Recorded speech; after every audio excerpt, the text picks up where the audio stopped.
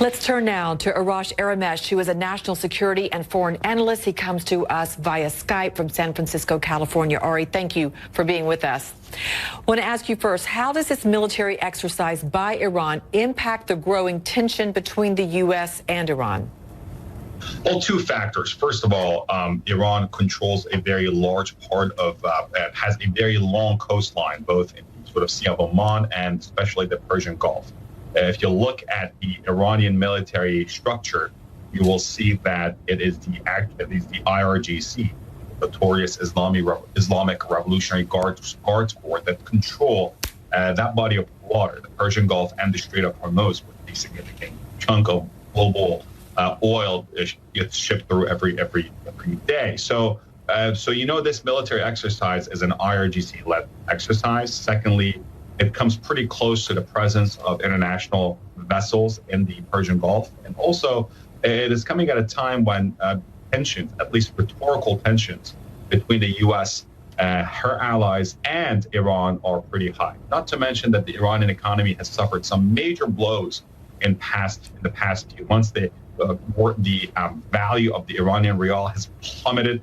The Iranian economy is getting closer and closer and closer to the point of no return. Not to mention that new oil sanctions designed by the Trump administration after withdrawing from the nuclear deal is going to actually hit the Iranians in a very short time. So things are going to look more bleak in the near future.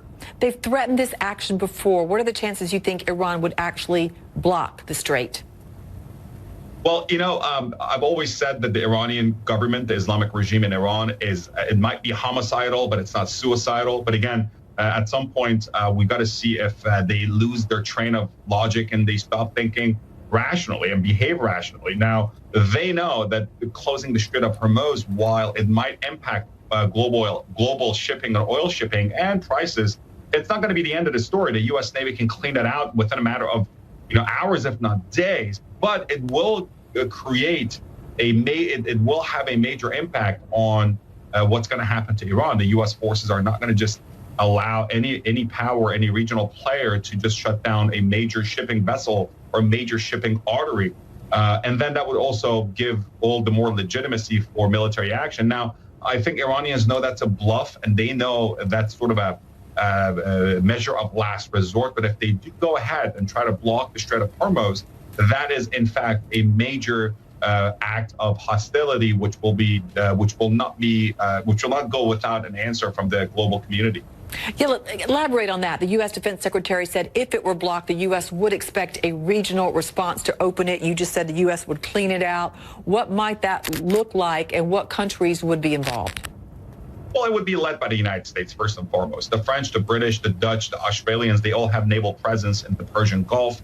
Obviously, the Arab countries of the Persian Gulf, such as the United Arab Emirates, the Saudi Arabians, the Bahrainis, they have some naval presence. The Qataris, I may not be involved because, as you know, the relationship between Qatar and Iran has gotten better over the past few months. But again, it will be a U.S.-led operation. We have the resources, assets, means, experience, and the know-how to do this. To give you an example, back in the 1980s and late 87, 88, when the Iranians would not come to the negotiating table to accept UN Resolution 598, UN Security Council Resolution 598, and they engaged the U.S. Navy in the tanker wars. The U.S. Navy sank more than half of Iran's Navy in less than half a day. So again, it's not a fair fight or an equal fight. It's just a warning shot saying, hey, if you try to shut down the Strait of Hormuz as an option of last resort, then the reaction will be devastating to your Navy, to your armed forces, and also potentially other strikes going over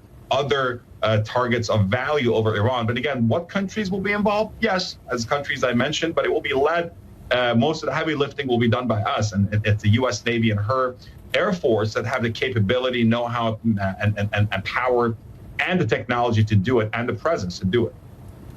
All right, we thank you for your insights. Thanks so much for joining us. Pleasure.